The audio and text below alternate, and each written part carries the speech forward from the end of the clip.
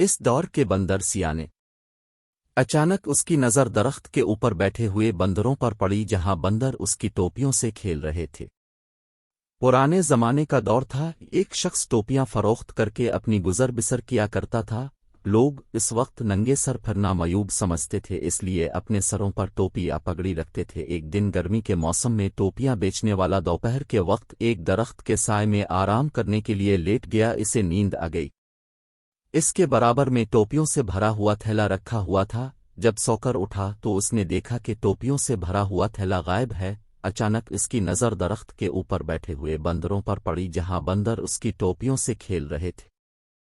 ٹوپیاں فروخت کرنے والا پریشانی میں اپنا سر کھجانے لگا، لیکن وہ یہ دیکھ کر حیران رہ گیا کہ تمام بندر اس کی نقل کرتے ہوئے اپنا سر کھجا رہے ہیں۔ اس نے ایک دو حرکتیں اور کی، بندر اس کی ہر حرکت کی نقل کرتے رہے۔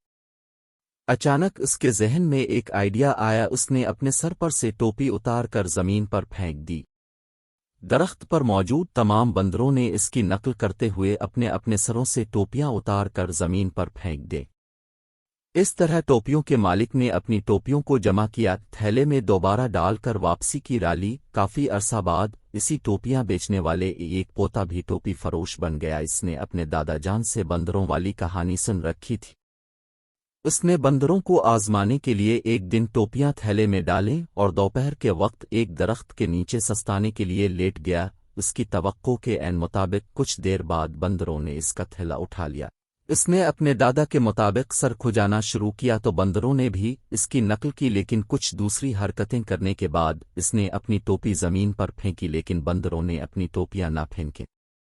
ابھی وہ سوچ ہی رہا تھا کہ ایک بندر درخت سے نیچے اترا، زمین پر پڑی ہوئی ٹوپی اٹھائی، پھر اس نے ٹوپی فروش کے تھپڑ رسید کیا اور کہا کہ بے وقوف، کیا تو سمجھتا ہے کہ صرف تیرا ہی دادا تھا جو تجھے کہانی سنا گیا، ہمارا دادا بھی ہمیں بتا گیا کہ آئندہ کسی ٹوپی فروش کے ہاتھوں بے وقوف نہیں بننا، اس لیے ہم بندروں نے تمہاری نقل میں اپنی ٹوپیوں کو اپنے سروں سے اتار کر پھینکنے سے انکار کر دیا تھا۔ پیارے بچوں، اس واقعہ کو غور سے پڑھیں اور دیکھیں کہ انسان اور بندروں سے ہوشیار کون رہا۔ ہمارے سوسائٹی کے بندر بھی بندروں کی طرح سیانے ہو گئے ہیں۔ آج اگر ہم دیکھیں تو ہماری سوسائٹی میں دوسروں کو بے وقوف بنانے کی وبا عام ہے۔ ہر فرد اپنے مفاد کی خاطر دوسرے کا گلا کاٹنے پر تلا ہوا ہے۔ یہ پناہ ہوشیاری کے شہر میں ایک فیکٹری مالک، پھل فروش، دودھ والا مہنگائی کاروناروتے ہیں، لیکن ہر فرد سے مصنوعی مہنگائی کر رکھی ہے۔ ہر شخص یہ سمجھتا ہے کہ صرف وہی عقل مند ہے اور دوسرے بے وقوف ہیں۔ آج ہر شخص اپنے منافع کو سود کے ساتھ وصول کرنے پر تلا ہوا ہے،